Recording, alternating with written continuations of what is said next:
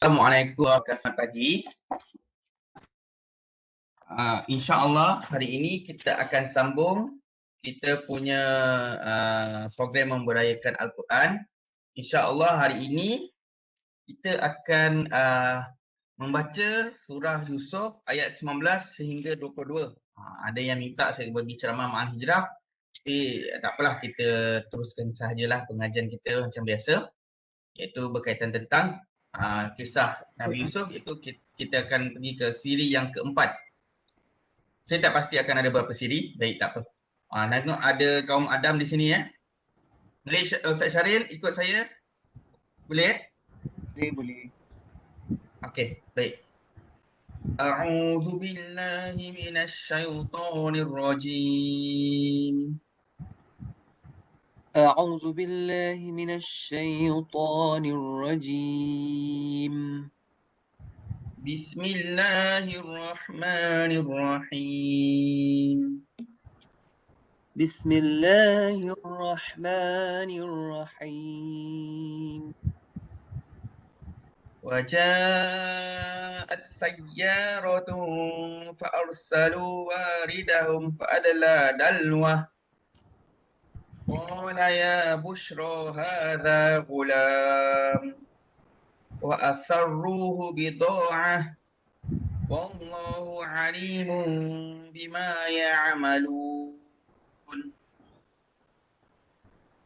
وجاءت سيارة فأرسلوا واردهم فأدلى دلوه قال يا بشرى هذا غلام وأسروه بضاعة والله عليم بما يعملون.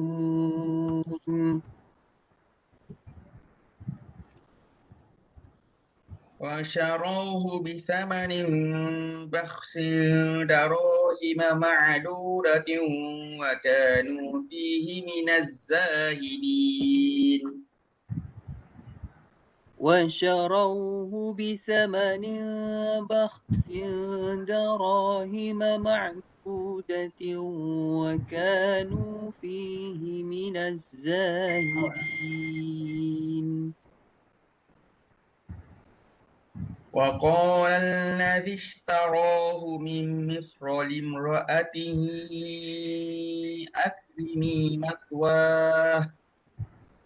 أكرمي مثواه عسى أن ينفعنا أو نتخذه ولدا وكذلك مكنا ليوسف في الأرض ولنعلمه من تأويل الأحاديث والله غالب على أمره ولكن أكثر الناس لا يعلمون.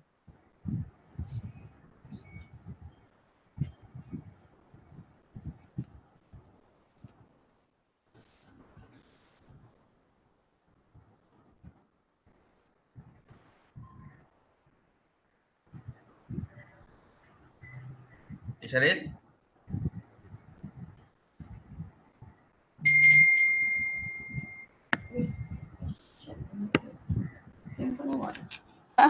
Saya kan.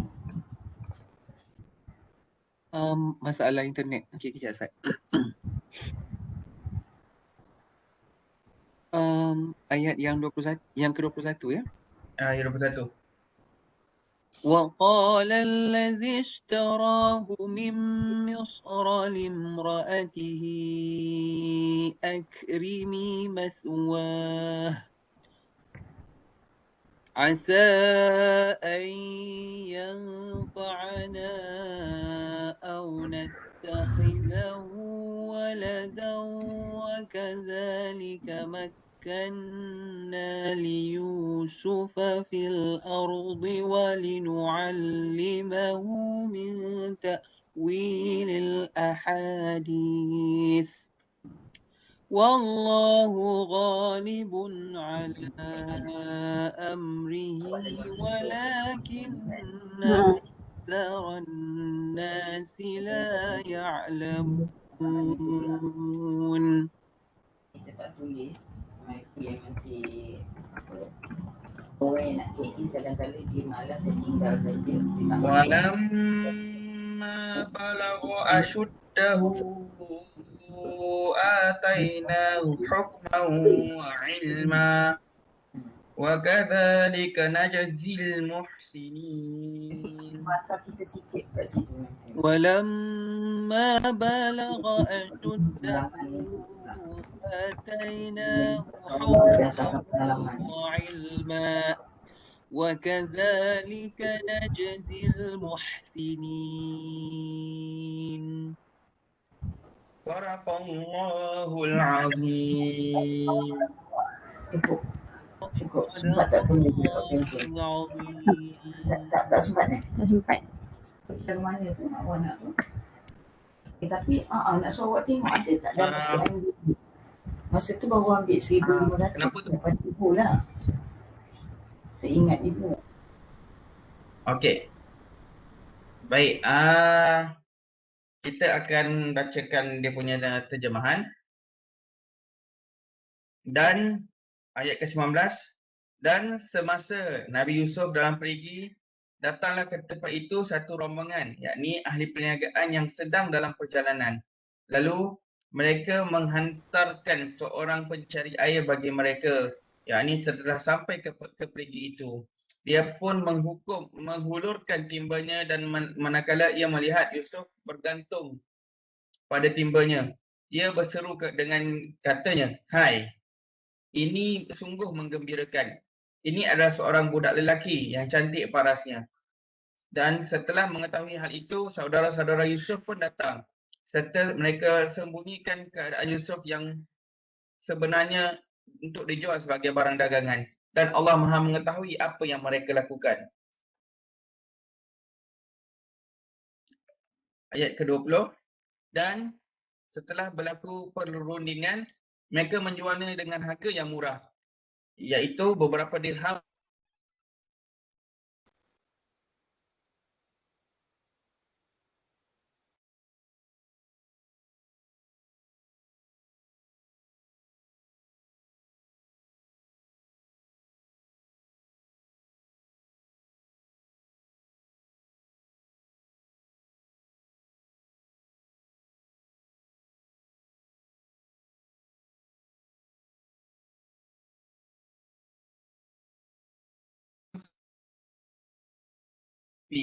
Dan Allah yang Maha berkuasa melakukan segala perkara yang telah ditetapkannya, akan tetapi kebanyakan manusia tidak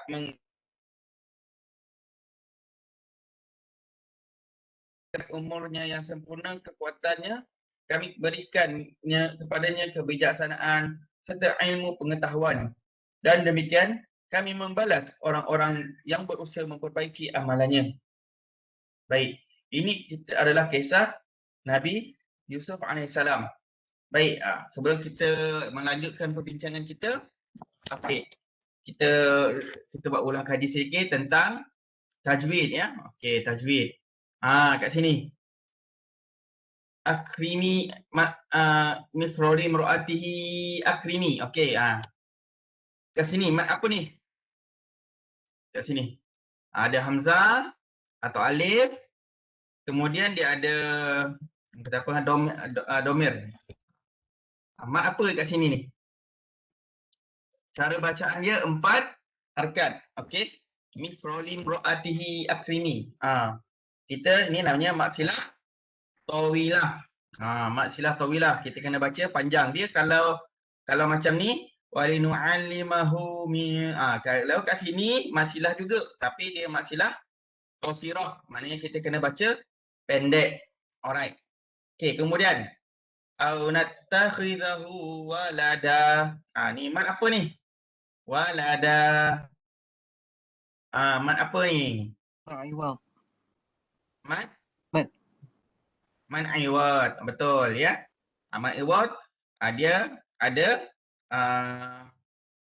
apa ni, tanwin ya. Tanwin di sini. Dia ada tanwin, kemudian dia ada huruf mad. Okey, tapi ada keadaan yang tak ada huruf mad pun, dia tak ada alif pun. Contohnya macam hamzah kalau sawaan. Okey yang tu kena baca sawa. Okey, dia sebab dia tak ada alif. Tapi mad iwad ni tanwin lah, ni melibatkan tanwin. Tapi dia ada juga pengecualian. Wa asarruhu bidha'ah. Ni tanwin juga. Tapi mad iwad ni dia ada pengecualian kalau kepada huruf yang hamzah dengan ta marbutah ni Okey, ta marbutah ni dia kita perlu bunyikan. Kita kena saddah sukunkan. Sukun kita perlu matikan bahasa Melayunya matikanlah kita tak perlu baca waqaf ya. Waqaf dia waqaf, tapi waqaf dia dalam bentuk kita matikan dia. Dia tak ada bunyi. Bukan dia tak ada bunyi macam walada ni, dia ada bunyi walada. Kita tak baca walada. Tapi kita baca walada. Tapi kalau ta marbutah macam ni bidha'ah, walaupun dia tanwin. Dan bila dia tanwin ni okey, dia hanya berbaris tanwin yang atas sahaja. Okey. Itulah mad iwad. Okey. Okey, kemudian kita pergi ya la ya'lamun. Mad apa di sini? Mad arif sukun.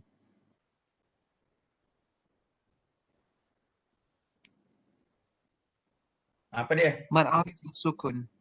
Ya, mad arid lis sukun. Okey. Dia berlaku pada kita mewakafkan bacaan kita tu. Bila kita nak berhenti, ada huruf mad kat sini, kemudian kita matikan dia. Sebab tu maksudnya lis sukun, maknanya kita matikan huruf yang terakhir ni. Jadi bacaan dia ada 2, 4 dan 6. Tapi biasanya kita akan baca 2 lah. Okey, waktu saya belajar dulu, dia kata mad arid disukun ni kalau kita baca 2, kita kena baca semua 2. Okey. Tak silap saya almarhum Ustaz Hasan pun, tak silap saya nama dia apa, Tan Sri Hasan ke Datuk Hasan yang kalau jadi juri hakim untuk kebangsaan ni, tilawah ni, dia akan kata kalau mad arid disukun ni wajib kalau baca 2 semua kena baca 2. Okey, dia tak boleh ni 2 harakat, ni 4, ni 6 tak boleh. Dia kena baca 2 sahaja.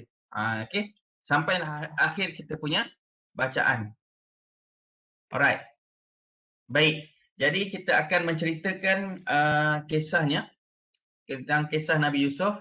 Baik, kita dah bincang kisah Nabi Yusuf dari awal. Okey, kita ingat, kita revise balik takut nanti dah terlupa. Kisah Nabi Yusuf ni bermula ketika Okey, ni ada kehadiran Puan Juju ada bagi ada kehadiran. Minta isi kehadiran. Minta isi kehadiran tapi jangan left pula. Okey. Baik. Yang pertama itu kita bahagikan. Yang siri pertama menceritakan tentang Nabi Yusuf dan saudara-saudaranya secara umum. Okey, itu adalah kisahnya. Kemudian siri yang kedua kita bawa pula kisah lanjutan kepada saudara-saudaranya. Okey, kemudian saudara-saudaranya meminta keizinan daripada Nabi Yaqub alaihissalam untuk membawa Nabi Yusuf pergi bersiar-siar, bermain bersama. Itu part yang seterusnya. Yang tu yang munculnya perkataan bacaan ismam tu. Yang la ta'manna tu. Okey. Kemudian bila dah sampai kepada yang seterusnya ialah mereka meninggalkan Nabi Yusuf alaihissalam di dalam perigi dan pulang kepada Nabi Yaqub alaihissalam supaya dan memberitahu bahawa Nabi Yusuf alaihissalam telah dimakan oleh serigala. Alright. Okey, kemudian apa yang berlaku selanjutnya? Okey. Itu yang berlaku selanjutnya. Pada ketika itu waktu Nabi Yusuf alaihissalam berada di dalam sumur ataupun perigi tu, datanglah sekelompok musafir. Okey. Sekelompok musafir ni datang daripada Syam menuju ke Mesir. Okey, kalau kita tengok peta dunia sekarang ni, kalau kita tengok peta dunia, Okey, yang saya ni ada apa laut apa laut hitam ke laut apa? Bukan laut merah, laut Mediterranean. Okey, ni Mesir. Okey. Mesir, ni kawasan Palestin dan Israel tu, negara Arab Israel. Ni lepas tu atas sikit ni Syria. Kemudian sini Jordan.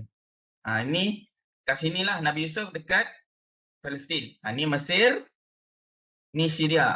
Mungkin kalau ada saya salah tengok map bagi tahu saya lah. Maknanya okey, yang saya fahami mereka daripada sini Syam nak menuju ke Mesir. Tapi sebenarnya wilayah Syam ni besar. Syam ni termasuk yang ni sebenarnya. Ni Syria, Palestin dan Jordan adalah termasuk juga dalam negara Syam. Syam ni kira negara tua lah. Okey, negara yang dah lama dah Syam ni. Okey, zaman Nabi Muhammad dah ada negara Syam, zaman Nabi Yusuf pun dah ada negara Syam. Betapa lamanya negara itu. Macam di Syria, Jordan, Pakistan, Palestin, okey, ialah negara-negara yang dah lama wujud dah. Okey, macam benua Amerika kan. Benua Amerika ditemui pada bila? Benua Amerika ditemui pada, kalau ikutkan sejarah, yang bertemukan pelik juga kan, kadang-kadang kita belajar sejarah, Christopher Columbus telah menemui benua Amerika, kan? Betul tak? Betul tak Christopher Columbus? Dengar tak? Dia Pernah dengar tak? dibuka oleh David Cook kan Ustaz? Bukan dibuka tapi ditemui rasanya. Ya. Christopher Columbus ni pelayar daripada Portugal. Betul. Tetapi kalau dia nak pergi ke benua Amerika tu, dia mewakili Spanyol. Kan setengah pedagang ataupun pejuang Portugal dia pergi ke tanah Melayu, pergi ke Madras di India, kemudian Gora apa? Saya pernah lupa dah. Kemudian pergi menyerang tanah Melayu dan ada juga ni yang pergi ke belah-belah ke benua Amerika. Tapi yang peliknya kan, waktu saya kecil-kecil dulu, ada tau, time tu saya ingat waktu tu ketika tu mungkin umur saya dalam sekolah darjah 4, darjah 5, memang ada satu cerita kartun, cerita tentang Christopher Columbus. Dia siarkan pukul 4 petang, tak silap saya, 4 petang ataupun 3 petang. Saya ingat sejarah tengok tu sebabkan saya sekolah agama. Jadi saya tak dapat tengok lah Christopher Columbus. Saya tengok episod pertama sahaja di mana Christopher Columbus tu dia memulakan pelayaran daripada Spain. Yang dia ada cerita yang dia ni berasal daripada Portugal. Kemudian dia pergi ke Spain untuk belayar. Saya ingat episod pertama je. Tapi saya rasa kartun tu diperbuat daripada bentuk animasinya memang lama lah. Cerita lama, tahun mungkin sekitar 80-an punya kartun. Tapi memang saya ingat sampai sekarang nama dia Christopher Columbus. Okay, pergi ke benua Amerika. Kemudian mereka mengatakan telah ada pun orang yang hidup di dunia Amerika tu. So macam mana nak kata dia menemui sedangkan benua Amerika tu dah ada orang kan? Orang asal di Amerika tu. Tu yang kata Red Indian. Ada yang berbahas dia kata biasalah orang semua nak claim kan. Sebenarnya primitif ataupun orang asal di Amerika itu berasal daripada Kepulauan Tanah Melayu. Ada juga yang berpandangan macam tu. Sebab dia kata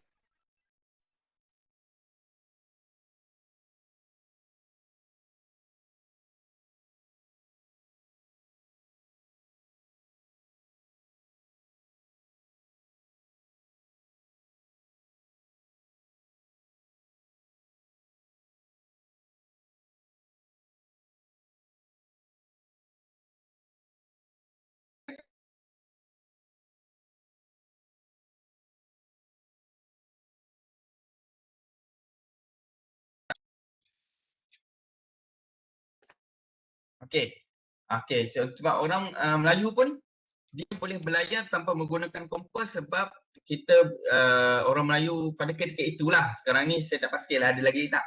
Dia boleh tengok arah angin, dia boleh tengok pergerakan ikan, dia boleh tahu kat mana dia nak pergi. Tanpa kompas. Yalah, orang Melayu pandai baca bintang bila nak belayar. That's why orang Melayu khususnya pada zaman Melaka tu memang terkenal dengan pelayaran. Macam sekarang ni muncul satu teori yang menyatakan orang yang pertama mengelilingi satu glob ialah orang Melayu. Siapa? Siapa? Pernah dengar tak kisah tu? Pernah dengar tak?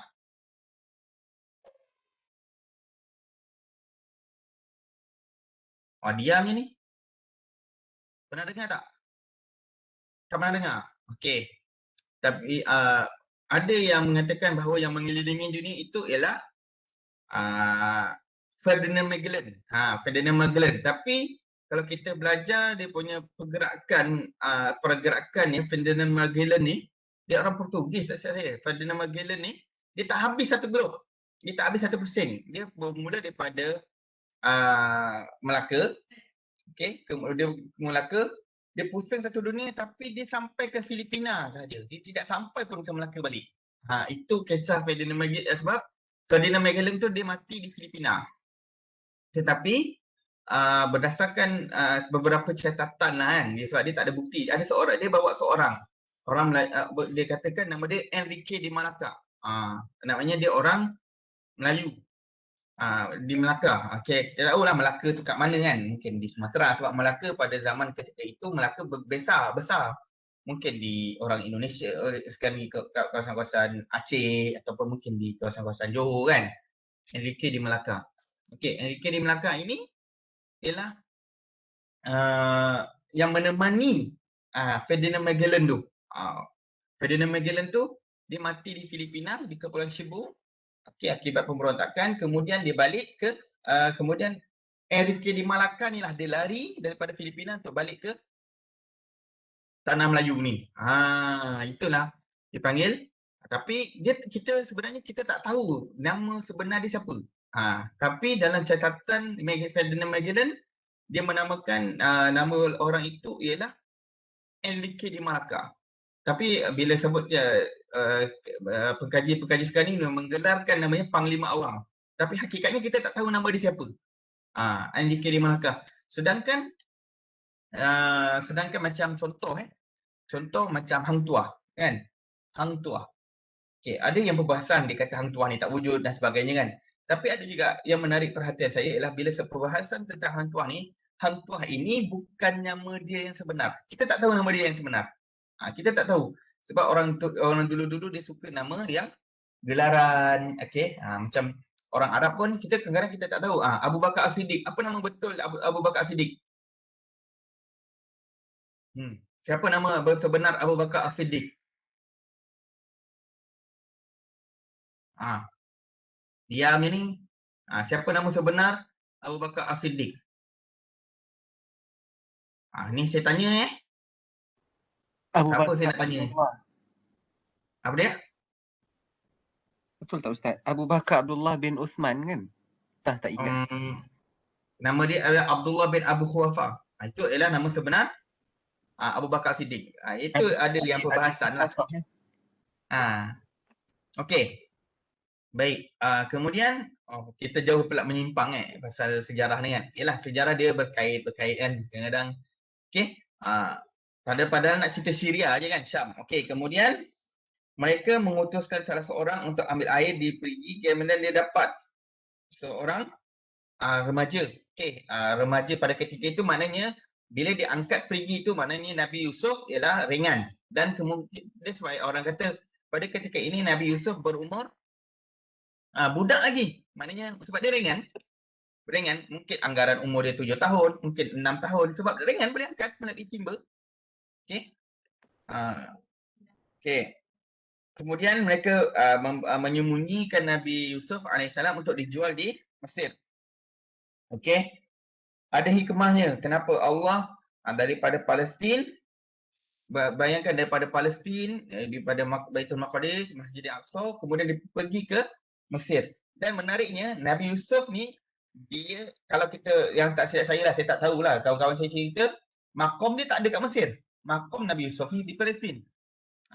Sebab ada kisah di mana Nabi Yusuf zaman Nabi Musa yang membawa Nabi Yusuf ni pulang ke Palestin. Sebab dia ada kisahnya lah di mana Nabi Musa dia tak boleh nak keluar daripada Mesir. Okey, dia ada cerita tau dalam kisah Nabi Yusuf ni, sebab kalau Bani Israel nak keluar, maknanya keturunan Nabi Yakub ni nak keluar daripada Mesir, dia kena bawa sekali dengan Nabi Yusuf, jasad Nabi Yusuf sekali untuk pergi ke Jordan itu, bukan Jordan, pergi ke Palestin. Yang itu yang selalu orang Yahudi cakap, Palestin ialah tanah dijanjikan kepada mereka. Tetapi pada zaman Nabi Musa tu Allah suruh masuk Palestin, Allah menjanjikan kemenangan kepada kaum Bani Israel, tapi mereka tak nak masuk. Malah mereka berkurang hajar pula kepada Nabi Musa. Okey, masuklah, pergi berperang. Punyalah Bani Israel pada ketika itu dia tak nak berperang pun. Dia tak nak berperang. Lepas tu dia kata, pergilah, ishab, saya tak ingat ayat dia macam mana, tapi dia kata, pergilah Musa dengan Tuhan kamu pergi berperang. Kami tunggu di sini. Padahal Allah telah menjanjikan kemenangan kepada Bani Israel untuk masuk ke Palestin dan berperang dengan orang-orang asal Palestin tu.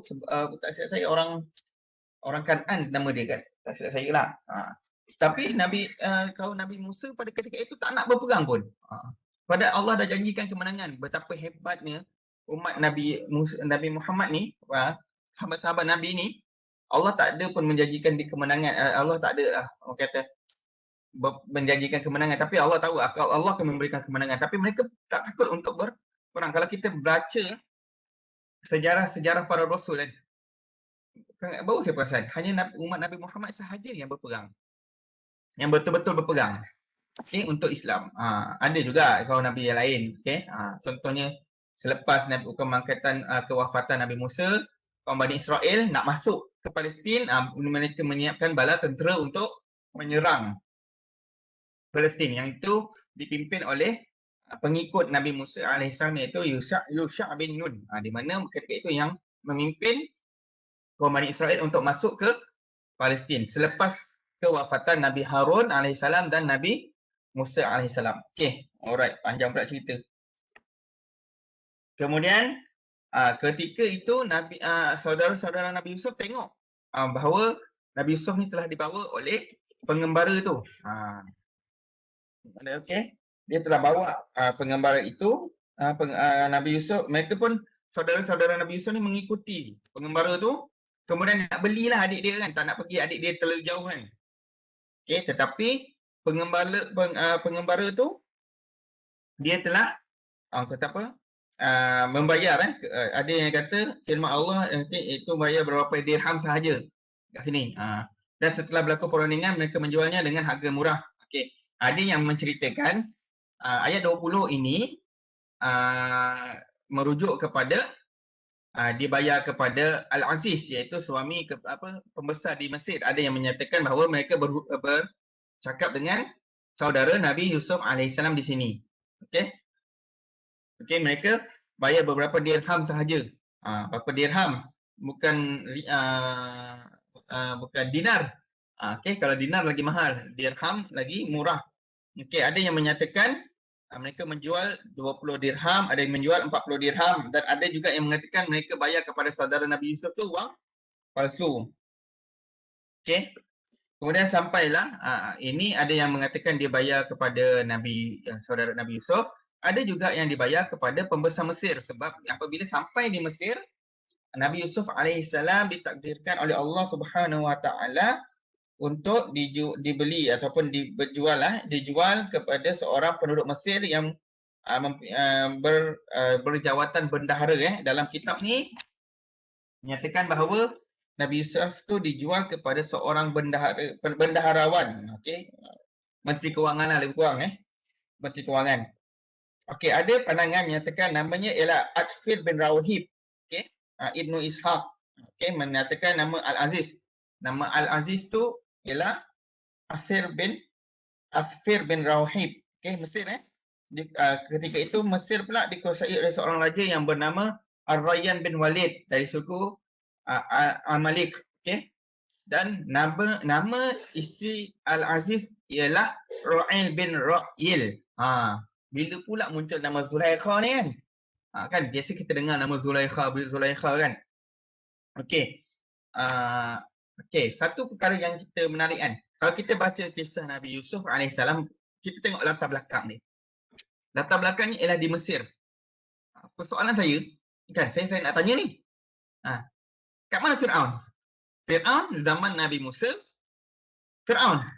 Tapi kenapa kisah Nabi Yusuf ni dia menggunakan nama Al-Aziz ataupun nama Firaun tu tak pernah muncul? Mengapa?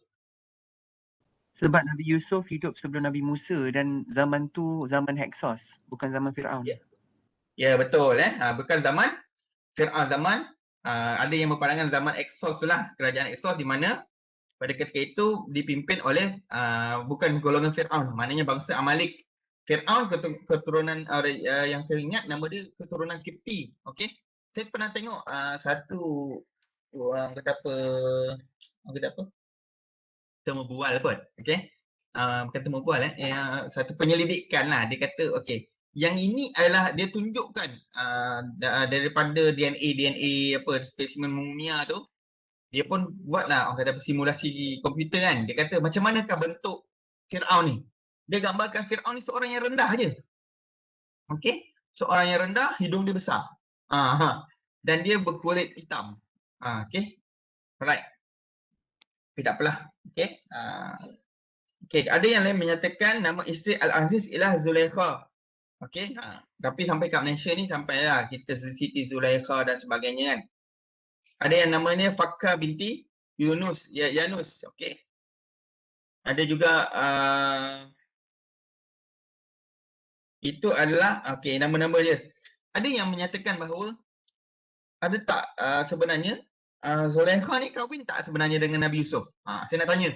Kan selalu kan kita baca okey, ramatilah pasangan ini seperti mana Adam dan Hawa, Nabi Yusuf dan Zulaikha, Nabi Muhammad SAW dan Sayyidatina Khadijah. Sebenarnya kahwin ke tidak Nabi Yusuf AS ini dengan Zulaikha? Kahwin ke tak?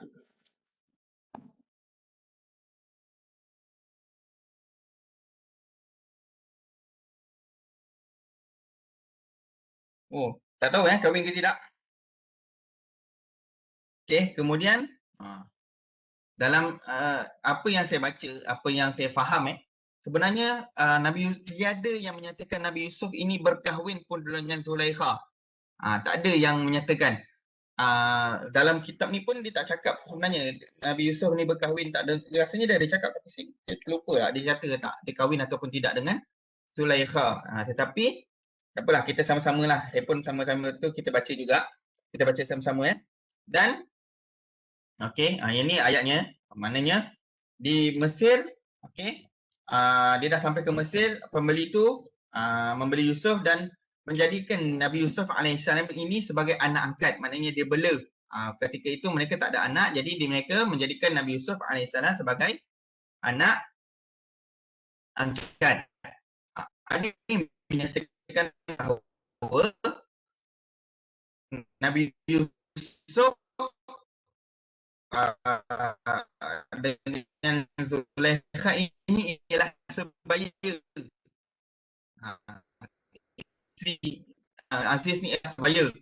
Okey, sebab ialah orang perkahwinan perempuan kan sekarang ni je lah yang perempuan kahwin umur 28, 27, 26, okey. Ada yang kahwin 25 kan. Tapi pada zaman sebelum kita perempuan ni kahwin umur berapa? Nenek awak kahwin umur nenek kita lah, nenek kita. Sebenarnya kahwinan dia tak adalah orang kata menggalakkan perkahwinan bawah umur. Sebenarnya perkahwinan bawah umur ni kata apa? Pada zaman sekarang ni lah kita tetapkan, kita taklah ditetapkan perkahwinan mesti 18 tahun dan ke atas kan. Tapi pada zaman dahulu pun dah ada perkahwinan di sebelum umur 18 ada umur setahun dah kahwin dah kan. Zaman-zaman dulu lah. Okey, sekarang ni muncul sekolah kan umur 10 tahun darjah berapa? 10 tahun. Darjah 4 dah kahwin dah dengan ganjil lah pula kan. Zaman sekarang ni pun ada dah budak-budak sekolah yang dah kahwin kan. Tapi tak apalah. Dah rezeki dia orang kan nak kahwin kan. Okey. Kemudian itulah Nabi Yusuf sampai tiba di Mesir dan Allah mengajar Nabi Yusuf tentang kehidupan di Mesir sebab mereka di Mesir Okey, dengar tak ni? Dengar Ustaz, dengar. Okey, dengar tak? Dengar. Okey, dengar tak? Bahagian tadi macam putus pula. Okey. Ketika itu Allah mengurniakan kepada Nabi Yusuf kehadiran untuk mentadbir mimpi. Sebelum ni dia tak tahu untuk mentadbir mimpi. Sebab apa? Itu Nabi merujuk mimpi dia kepada Nabi Nabi Yaakob. Ada yang berpandangan macam itulah. Tapi itulah kisah Nabi Yusuf alaihissalam apabila tiba di Mesir, daripada seorang yang dibuang daripada adik-beradiknya, apabila sampai di Mesir, Allah letakkan dia di bawah penjagaan orang yang paling antara orang yang paling berkuasa di Mesir pada ketika itu. Itulah hikmahnya. Tapi dia panjang lagi. Ada panjang lagi okey. Masih mungkin rasa 10 siri kita tentang Nabi Yusuf alaihissalam. Jadi okey, sampai itu sahaja untuk pertemuan kita pada hari ini. Alright, ada apa-apa soalan sebelum kita akhiri pertemuan kita?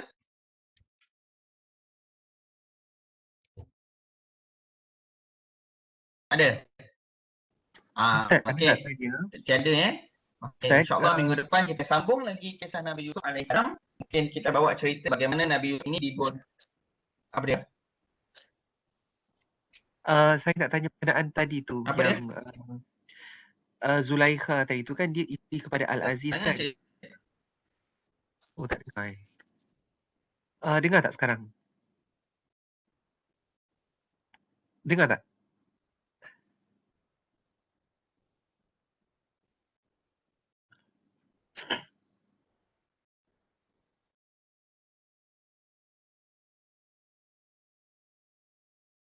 Cik Syaril boleh ulang lagi? Putuslah internet saya tadi. Cik Syaril? Dengar tak sekarang? Okey, dah dengar. Zulaikha tadi dia isteri kepada Al-Aziz kan? Betul. Adakah dia berkahwin dengan Nabi Yusuf ataupun tidak? Sebab yelah banyak juga kalau kita lihat kisah-kisah yang berada di internet ni ada yang Israeliat kan. Jadi Betul. tak ada satu rujukan yang kita boleh kita boleh baca. So macam mana Ustaz? Okey. Sepanjang yang saya baca lah, yang saya tahu dia ni bila kita cerita tentang sejarah, bila dia tak nyata di dalam Al-Quran, kita perlu membuat kajian kan. Selagi dia tak nyatakan di dalam Al-Quran, dia maknanya dia tak ada zahir qat'inya. Okey. Jadi kita pun beranggapan bahawa Nabi Yusuf alaihissalam ini berkahwin dengan Zulaikha. Sebenarnya dia tidak ada sumber yang khusus. Okey, kalau yang saya ingat dalam kitab ni okey, sebenarnya dia ada cerita. Okey. Dia ada cerita adakah Nabi Yusuf alaihissalam ni berkahwin ataupun tidak dengan Zulaikha, tetapi dalam kitab ni dia cakap dia tak ada nas ataupun dalil yang qat'i yang menunjukkan Nabi Yusuf alaihissalam berkahwin dengan Zulaikha. Sebab apabila bila kita baca sejarah ni lagi balik, okey, di mana Nabi Yusuf apabila dia dah masuk dalam penjara, okey, dia dah nak keluar tu, dia tak nak keluar disebabkan dia ni dibicarakan semula sebab Nabi Yusuf alaihissalam dia masuk dalam penjara dalam keadaan dizalimi. Nabi Yusuf dizalimi yang dia tak salah tetapi dia masuk penjara. Jadi itulah menyebabkan dia nak dia nak orang kata apa, dibicarakan semula lah, gentle lah. Dia nak gentle, dia nak bicarakan semula. Sekejap saya cari sekejap. Dia kahwin ataupun tidak. Tapi tahu saya lah dia katakan benar ke belum? okey. Ada yang kata dalam kalangan ahli kitab menyatakan bahawa sang raja menurunkan Al-Aziz tu dan menyerahkan jawatan kepada Yusuf. Dia katakan apabila Al-Aziz tu meninggal dunia, sang raja menikahkan Yusuf dengan isterinya Zulaikha. Okey. Daripada perkahwinan tersebut, Nabi Yusuf mendapat ada 2 orang anak, Afrayan dengan Mansa. Okey. Ini yang dia katakan ahli kitab, maksudnya dia ni dalam rujukan Bible okey. bukan rujukan Islam ataupun berdasarkan hadis, tak ada. Jadi terpulanglah. Okey, mengatakan dia kahwin, ada yang menyatakan dia tidak berkahwin. Alright, saya rasa saya menjawab Cik Syarin Terima kasih Ustaz. Sebab dia tak ada dalil, jadi kita kena buat kajian lah. Biar dia orang lah yang mengkaji kan. Kita tengok kahwin ataupun tidak kan. Sebab dia tidak melibatkan hukum hakam, sebab dia melibatkan sejarah. Sejarah tu pula dia tidak menyatakan secara qat'i dalam Al-Quran. Okey, kalau dia katakan qat'i dalam Al-Quran sebagai contohlah. Okey, Nabi Yusuf bermimpi tentang 11 bintang yang sujud kan, ahadu asyara kaukaban kan. Itu adalah qat'i. Tiba-tiba datang seorang ahli sejarah, dia kata okey, Khairi kan nama dia. Al-Khairi ni menyatakan bahawa sebenarnya tidak, Nabi Yusuf AS bermimpi dia ada 9 bintang. Okey, yang itu jelas kita tolak pandangan tersebut. Tetapi tentang perkahwinan Zulaikha dengan Nabi Yusuf ini, wallahu alam, kita tak tahu sama ada dia berkahwin ataupun tidak. Berdasarkan kitab Ibnu Katsir ni dinyatakan dalam Bible ataupun pandangan ahlul kitab menyatakan mereka berdua berkahwin kerana Zulaikha masih perawan pada ketika itu. Sebab apa? Al-Aziz ni pun dah tua. Okey, itu yang saya kata tu, sebabkan dia ni perawan, sebabkan dia masih kanak-kanak lagi pada ketika mereka bertemu dengan Nabi Yusuf alaihi salam. Tapi itulah sumber daripada Bible. Okey, baik. Dah apa lagi? Okey. Tak ada apa-apa, insya-Allah kita akan sambung lagi minggu hadapan, insya-Allah. Jadi kita akhiri pertemuan kita ini dengan tasbih kifarah dan surah Al-Asr.